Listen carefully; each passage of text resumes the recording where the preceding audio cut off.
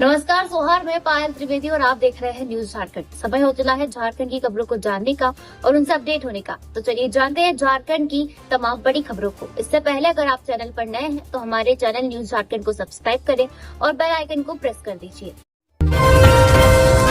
CSC में अब नहीं भरा जाएगा मैया सम्मान योजना का फॉर्म, महिलाओं में ऊहापोह की स्थिति। झारखंड में महिलाएं अब मैया सम्मान योजना का form common service centre CSC में नहीं भर सकेंगी। झारखंड सरकार ने सीएससी से समझौता रद्द कर दिया है। महिला बाल विकास एवं सामाजिक सुरक्षा विभाग ने इससे संबंधित आदेश जारी कर दिया है। विभाग के निदेशक समीरा एस की ओर से 30 दिसंबर को जारी आदेश में कहा गया है कि 31 दिसंबर 2024 के बाद सीएससी के माध्यम से आवेदन लेने और उनके डिजिटलीकरण का काम बंद कर दिया जाएगा, क्योंकि सीएससी की सेवाओं की अब कोई जरूरत नहीं है। फॉर्म भरने के लिए महिलाएं परेशान है। सीएससी से उन्हें लौटाया जा रहा है। नया लाभार्थियों के आवेदन करने के लिए कोई वैकल्पिक व्यवस्था के बारे में अभी तक कोई जानकारी नहीं दी गई है। इससे नए आवेदकों में ऊहापोह की स्थिति बनी हुई है। गुरुवार को सीएससी पहुंची महिलाओं से आवेदन नहीं लिया गया। इसके बाद महिलाएं ब्लॉक ऑफिस पहुंची और आवेदन प्रक्रिया की जानकारी ली, लेकिन प्रखंड व अंचल कार्यालय से उन्हें कोई जवाब नहीं मिला। अब नहीं होगी अनाज वितरण करने में कठिनाई, पीडीएस दुकानों में लगाए गए 4G post machine. Irfan Ansari. मंत्री इरफान अंसारी ने कहा कि राज्य के सभी जन वितरण प्रणाली दुकानों में 2G पोस्ट मशीन होने के कारण लाभुकों को उचित मात्रा में समय पर अनाज वितरण करने में काफी कठिनाइयों का सामना करना पड़ रहा है। साथ ही राज्य के लोगों को केवाईसी कराने तथा उचित मात्रा में अनाज प्राप्त नहीं हो पा रहा है। राज्य के ग्रामीणों को उनका अनाज समय से नहीं मिल पा रहा है। इस व्यवस्था को सुदृढ़ बनाने के लिए विभाग के द्वारा उचित कदम उठाए जा रहे हैं। इस संबंध में मुख्यमंत्री हेमंत सोरेन ने स्पष्ट निर्देश दिया है कि राज्य के सुदूर आदिवासियों पहाड़ियों के लोगों के बच्चों को प्रोटीन युक्त दाल, चीनी, सोयाबीन आदि उचित मात्रा में उपलब्ध नहीं हो पा रहा है, जिससे राज्य के बच्चे कुपोषित हो रहे हैं। इस कुपोषण को दूर करने के लिए एवं राज्य के कमजोर बच्चों को प्रोटीन युक्त अनाज उपलब्ध कराने के लिए राज्य सरकार द्वारा भारत सरकार को प्रोटीन युक्त अनाज उपलब्ध कराने के लिए पत्र भेजा गया है। कैमरून में फंसे राज्य के 47 मजदूर सुरक्षित घर लौटे। सीएम हेमंत सोरेन ने सभी को सरकारी योजना से जोड़ने का दिया निर्देश। कैमरून में फंसे झारखंड के सभी 47 मजदूर अब सुरक्षित अपने घर लौट आए हैं। मुख्यमंत्री हेमंत सोरेन के निर्देश पर राज्य सरकार ने इन मजदूरों की मदद के लिए तेजी से कार्रवाई की। मजदूरों ने बताया था कि उन्हें सही वेतन नहीं मिल रहा था और कंपनी का व्यवहार भी ठीक नहीं था। इसके बाद राज्य सरकार ने तुरंत कदम उठाया। बता दें कि 29 दिसंबर को 11 मजदूर झारखंड पहुंचे थे। गुरुवार को 27 और मजदूर वापस लौटे। बाकी 8 मजदूर भी आज रांची पहुंचेंगे। गुरुवार को लौटे मजदूरों का श्रम विभाग के अधिकारियों ने स्वागत किया और उनके घर तक पहुंचाने की व्यवस्था भी की। कैमरून में ये मजदूर ट्रांसरेल लाइटिंग लिमिटेड नामक कंपनी में अगस्त 2024 से काम कर रहे थे। वेतन न मिलने और खराब व्यवहार की शिकायत मुख्यमंत्री हेमंत सोरेन तक पहुंची थी। इसके बाद प्रवासी नियंत्रण कक्ष ने मामले की जाँच की और कंपनी से बात की। श्रम विभाग ने संबंधित कंपनी और बिचौलियों के खिलाफ FIR दर्ज की है। साथ ही मजदूरों के 39,77,743 रुपए का बकाया वेतन भी दिलवाया गया। मुख्यमंत्री ने मजदूरों को सरकारी योजनाओं से जोड़ने का निर्देश दिया है ताकि उन्हें भविष्य में मदद मिल सके। झारखंड में 15 जनवरी तक सता सकती है तेज ठंड, 5 को छा सकते हैं बादल। 5.2 डिग्री सेल्सियस के साथ सबसे ठंडा रहा गुमला। झारखंड में आसमान साफ होने के बाद लोगों को तेज ठंड का सामना करना पड़ रहा है। तेज ठंडी हवा चलने की वजह से लोगों को सुबह और शाम ठिठुरने को मजबूर होना पड़ रहा है। पिछले 24 घंटे में गुमला सबसे कम न्यूनतम तापमान 5.2 डिग्री सेल्सियस के साथ सबसे ठंडा रहा। इधर मौसम विभाग के अनुसार अगर पहाड़ों में बर्फबारी होती रही तो 15 जनवरी तक सर्दी का सितम जारी रह सकता है। वहीं पिछले 24 घंटे में राज्य में मौसम शुष्क रहा। सबसे अधिक तापमान 26.1 डिग्री सेल्सियस सरायकेला में रिकॉर्ड किया गया। मौसम विभाग के अनुसार पश्चिमी विक्षोभ का असर समाप्त होने से आसमान पूरी तरह साफ रहेगा। 4 जनवरी तक न्यूनतम तापमान में कोई बड़े बदलाव की संभावना नहीं है। हालांकि 5 जनवरी को बादल छा सकते हैं। ऐसे में न्यूनतम तापमान में बढ़ोतरी हो सकती है, 12-13 डिग्री सेल्सियस तक पहुंच सकता है। 6 जनवरी को भी बादल छाने के आसार है। 7 जनवरी से एक बार फिर मौसम में बदलाव दिखेगा। आसमान में बादल छाए रह सकते हैं। सुबह में कोहरा और धुंध छाया रहेगा। इसके बाद एक बार फिर न्यूनतम तापमान में गिरावट होने की संभावना है, जिससे ठंड बढ़ेगी। पलामू में बस और ट्रक की टक्कर, एक की मौत। कोहरे की वजह से NH39 पर हुआ हादसा, दोनों वाहनों के परखच्चे उड़े, 6 गंभीर। पलामू में शुक्रवार की सुबह घने कोहरे की वजह से ट्रक और यात्रियों से भरी बस में टक्कर हो गई। इस भीषण सड़क हादसे में एक व्यक्ति की मौत हो गई। हादसा मेदिनीनगर रांची मुख्य पथ पर सतबरवा थाना क्षेत्र के कसियाडीह के पास हुआ। टक्कर इतनी जबरदस्त थी कि दोनों ही वाहनों के परखच्चे उड़ गए। इस घटना में 6 लोग गंभीर रूप से जख्मी हुए हैं, वहीं 10 यात्रियों को हल्की चोटें आई है। NH39 पर हुए इस हादसे की सूचना के बाद मौके पर पहुंची पुलिस ने घायलों को सतबरवा के नवजीवन अस्पताल में भर्ती कराया। मृतक की फिलहाल पहचान नहीं हो सकी है। प्रत्यक्षदर्शियों के अनुसार सुबह 7:30 बजे के करीब घने कोहरे की वजह से हादसा हुआ। सुबह कोहरे के कारण सड़क पर विजिबिलिटी काफी कम है। जेपीएस बस रोज की तरह मेदिनीनगर बस स्टैंड से यात्रियों को लेकर रांची जा रही थी। इसी दौरान रांची की ओर से आ रहे ट्रक से आमने सामने की भिड़ंत हो गई। टक्कर इतनी जोरदार थी कि दोनों वाहनों का ड्राइवर कैबिन पूरी तरह से क्षतिग्रस्त हो गया। टक्कर होते ही घटनास्थल पर यात्रियों की चीख पुकार मच गई। जेएसई की होने वाली परीक्षाओं पर आ सकता है संकट, जानिए क्या है कारण। झारखंड एकेडमिक काउंसिल जेक द्वारा आयोजित होने वाली परीक्षाएं संकट में पड़ सकती हैं। अगर 18 जनवरी 2025 तक राज्य सरकार जेक के नए अध्यक्ष की नियुक्ति नहीं करती है तो परिषद अध्यक्ष विहीन हो जाएगी, क्योंकि 18 जनवरी को जेक के मौजूदा अध्यक्ष डॉक्टर अनिल कुमार महतो का कार्यकाल 18 जनवरी 2025 को समाप्त हो रहा है। इसका सीधा असर मैट्रिक, इंटर और अन्य परीक्षाओं पर पड़ेगा जो समय पर आयोजित नहीं हो सकेंगी। जानकारी होगी, जेक अध्यक्ष का कार्यकाल 3 वर्षों का होता है। 18 जनवरी 2022 को डॉक्टर अनिल कुमार महतो को जेक अध्यक्ष के रूप में नियुक्त किया गया था। जेक अध्यक्ष डॉक्टर अनिल कुमार महतो का कहना है कि संवैधानिक व्यवस्था के तहत उनका कार्यकाल तय है। अब यह सरकार पर निर्भर करता है कि नए अध्यक्ष की नियुक्ति कब होती है। वहीं स्कूली शिक्षा मंत्री हफीजुल अंसारी का कहना है कि सरकार इस पर चर्चा कर रही है और जल्द ही नए अध्यक्ष का नामांकन किया जाएगा। सेंट जेवियर स्कूल के टीचर के घर में चोरी, 10 लाख से ज्यादा की संपत्ति ले गए चोर, गुल्लक तक तोड़ निकाल ले गए पैसे। साहिबगंज संत जेवियर स्कूल के टीचर पुण्य गौरव के घर पर चोरी की घटना सामने आई है। घटना जिरवाबाड़ी थाना क्षेत्र अंतर्गत गोदाबाड़ी हटिया के पास स्थित घर पर हुई। पुण्य गौरव परिवार संग कोलकाता गए थे और घर पर ताला लगा था। रेंटर भी घर पर नहीं था। इसी बीच चोरों ने इस घटना को अंजाम दिया। चोरी का पता तब चला जब मकान मालिक कोलकाता से गुरुवार की रात घर पहुंचे। चोरों ने करीब 10 लाख से ज्यादा की संपत्ति पर हाथ साफ किया है। चोरों ने घर में रखे गुल्लक तक को तोड़कर रुपए निकाल लिए। इधर घटना की सूचना के बाद मौके पर पहुंचे पुलिस मामले की छानबीन में जुट गई है। पुण्य गौरव अपनी मां और छोटे भाई के साथ 25 दिसंबर को कोलकाता गए थे। गुरुवार की रात लगभग 9:30 बजे जब वापस घर पहुंचे तो चोरी का खुलासा हुआ। चोरों ने उनके घर के किराएदार के फ्लैट को भी निशाना बनाया है। प्रथम तल्ला व दूसरे तल्ले पर रहने वाले कस्तूरबा गांधी आवासीय विद्यालय के शिक्षकों के घर में भी भीषण चोरी की है। चोरों ने लैपटॉप, कैश व जेवरात सहित कई सामान की चोरी कर ली। संदिग्ध स्थिति में महिला का मिला शव, रेप के बाद हत्या की जताई जा रही है आशंका। धनबाद जिले के धनसार थाना क्षेत्र में गुरुवार सुबह एक महिला की संदिग्ध हालत में लाश मिली। बताया जा रहा है कि महिला का शव घर से कुछ दूरी पर ही पड़ा हुआ था। इसे देखकर आसपास के लोगों ने मृतका के परिजनों को घटना की जानकारी दी। सूचना मिलने के बाद पुलिस मौके पर पहुंची। पुलिस ने मृतका के शव को अपने कब्जे में ले लिया और पोस्टमार्टम के लिए भेज दिया। मिली जानकारी के अनुसार मृतक के कपड़े फटे हुए थे। इस कारण पुलिस ने घटना में दुष्कर्म के बाद हत्या की आशंका जताई है। मृतका के बेटे ने बताया कि बुधवार को उसकी मां घर से निकली थी लेकिन रात तक वापस नहीं लौटी। इसके बाद सुबह उनका शव मिलने की जानकारी मिली तो वह मौके पर पहुंचे। बताया जा रहा है कि पोस्टमार्टम रिपोर्ट के मुताबिक महिला के गुप्तांग में गहरे जख्म का निशान पाया गया या किसी धारदार हथियार से होने की संभावना जताई जा रही है। वहीं महिला के शरीर के अन्य हिस्सों पर भी चोट के निशान मिले हैं। पुलिस ने घटनास्थल से एक ब्लेड भी बरामद किया है।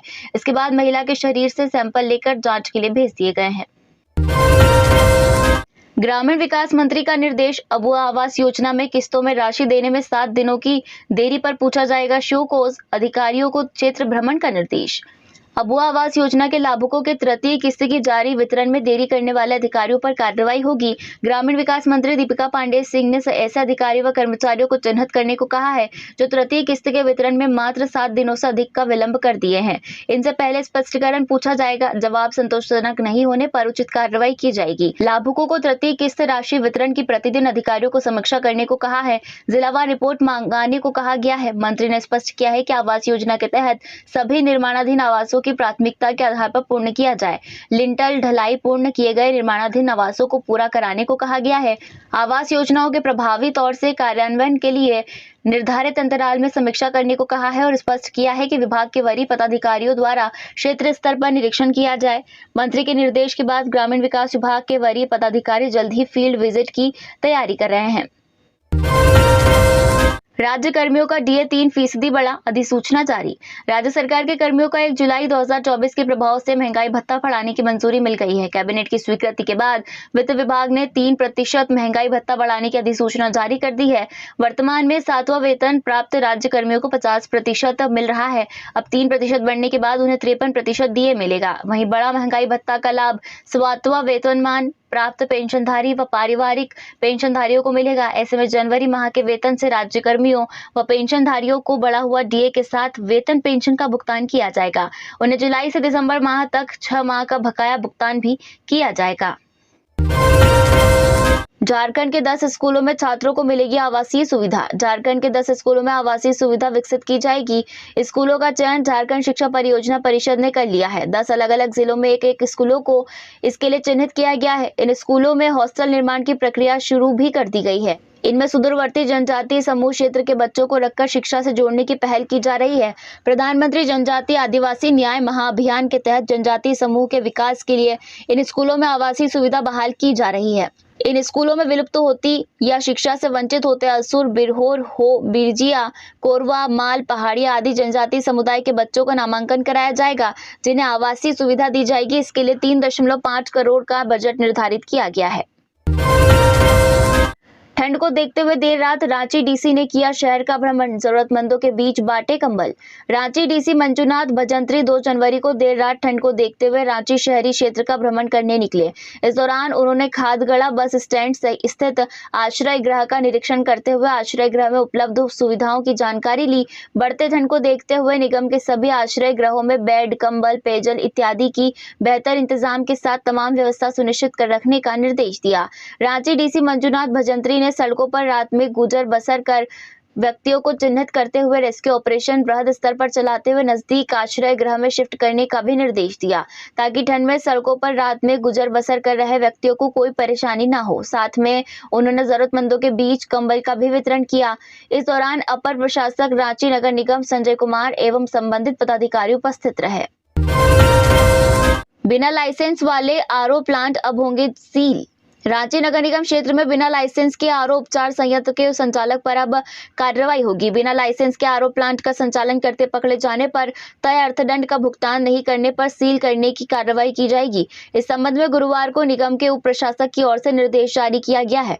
जारी निर्देश में उन्होंने बताया है कि नगर विकास विभाग की ओर से नगर निगम क्षेत्र में आरओ प्लांट के संचालन के लिए लाइसेंस लेना व निर्धारित समय अवधि के बाद नवीनीकरण को लेकर नियमावली का गठन किया गया है। इसी आलोक में निगम क्षेत्र में प्लांट संचालकों को जरूरी दस्तावेज के साथ लाइसेंस के लिए आवेदन जमा करने को कहा गया है। निगम की ओर से भूगर्भ जल परिषद के मापदंड के अनुसार शहरी क्षेत्र में जल निकासी के लिए 4 क्षेत्र तय किए गए हैं।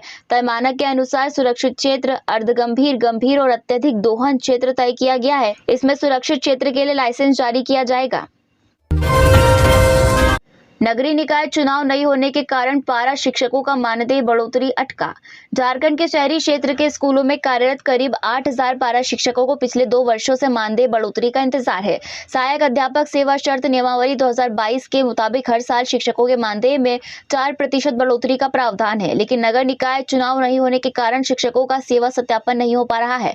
ग्रामीण स्कूलों में सेवा सत्यापन का काम पंचायत के मुखिया और प्रमुख करते हैं, जिससे वहां के शिक्षकों को कम समय पर बढ़ा हुआ मानदेय मिल रहा है। लेकिन शहरी क्षेत्रों में यह काम नगर निगम या नगर परिषद के प्रमुख के जरिए होता है।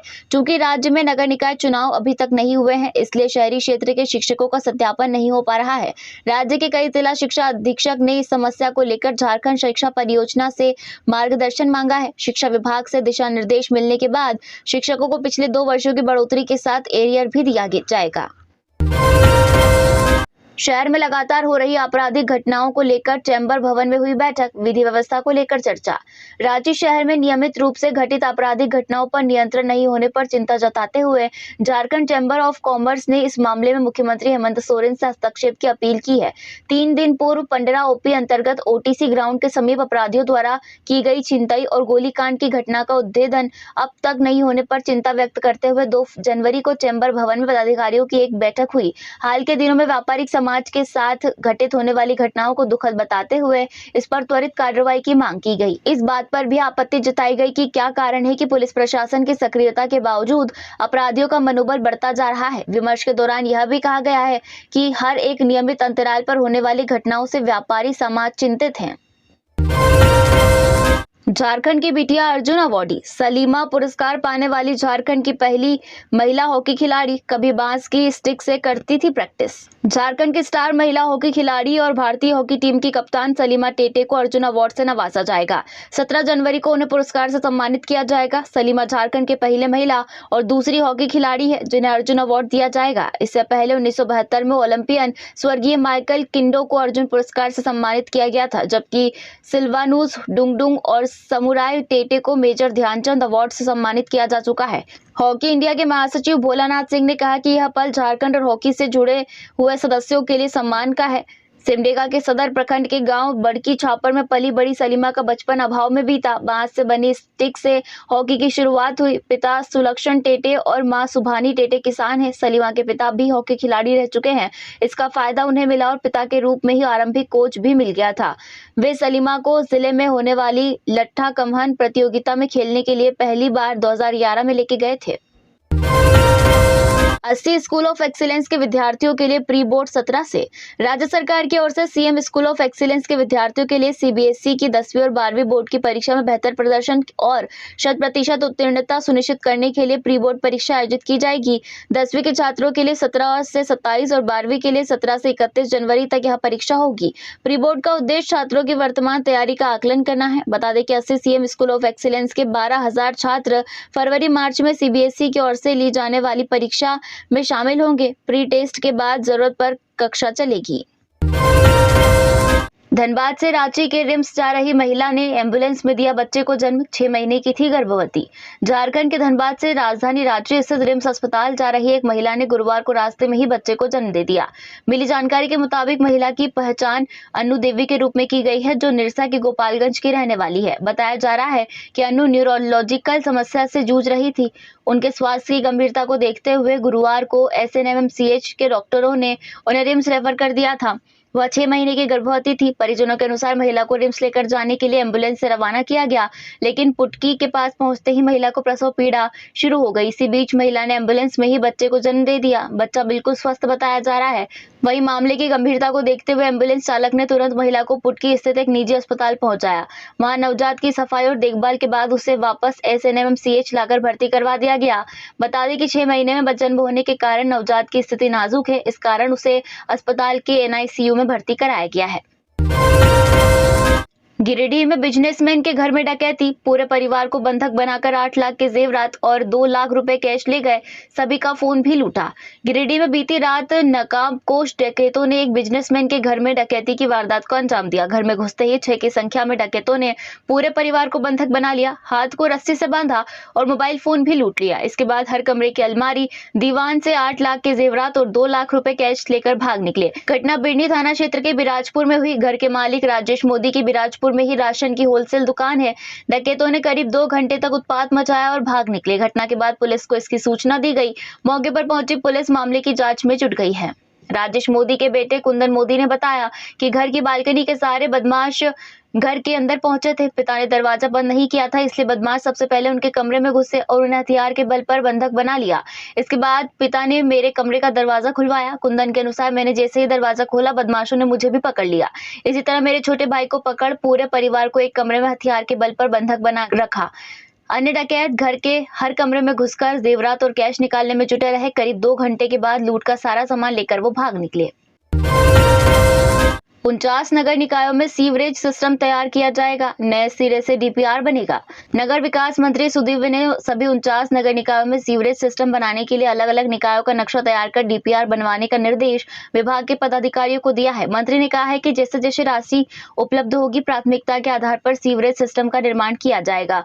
सभी प्रस्तावों को सरकार के समक्ष रखते हुए आवश्यक बताकर राशि के लिए संतुष्ट किया जाएगा। यह भी देखा जाएगा कि कौन कौन से निकाय अभी अमृत या किसी अन्य योजना से आच्छादित है कि नहीं। मंत्री ने प्रधान सचिव सुनील कुमार से कहा है कि वर्तमान में अधिकांश शहरों में नालों को गंदा पानी प्रवाहित हो रहा है। स्वच्छ भारत मिशन, अमृत एवं अन्य योजनाओं के सहारे छोटे पैमाने पर प्रस्ताव तैयार कर काम किया जाए, जिससे नालों एवं अन्य गंदे पानी का शोधन कर नदियों में प्रवाहित किया जाए। इसके लिए सर्वोत्तम उपाय है कि हर शहर में सीवरेज सिस्टम लागू किया जाए। ईटामुड़ा गांव में तबेले में आग लगने से बछड़े की मौत, 3 गायें झुलसी। डोमजूड़ी पंचायत अंतर्गत ईटामुड़ा गांव में रामचंद्र पात्र के घर के बाहर बने तबेला में आग लगने से एक बछड़ा की मृत्यु हो गई और 3 गायें जलकर बुरी तरह से घायल हो गई। मिली जानकारी के अनुसार बढ़ते ठंड को देखते हुए रात्रि के समय तबेला को गर्म करने के लिए आतरा दिया गया था, जहां से देर रात तबेला में आग लग गई, जिससे तबेला में बंधे 3 गाय तथा एक बछड़ा उसकी चपेट में आ गए और बुरी तरह से झुलस गए। स्थानीय लोगों की नजर पड़ने पर आग बुझाई गई, साथ ही पशु चिकित्सा एम्बुलेंस को खबर दी गई। मौके पर पहुंचे पशु चिकित्सक ने जली हुए गायों का उपचार किया। हालांकि उपचार के दौरान एक बछड़ा की मृत्यु हो गई। तो यह थी झारखंड की टॉप बड़ी खबरें। इसी तरह झारखंड की और भी तमाम खबरों को जानने के लिए हमारे चैनल न्यूज झारखंड को सब्सक्राइब करें और बेल आइकन को प्रेस कर दीजिए।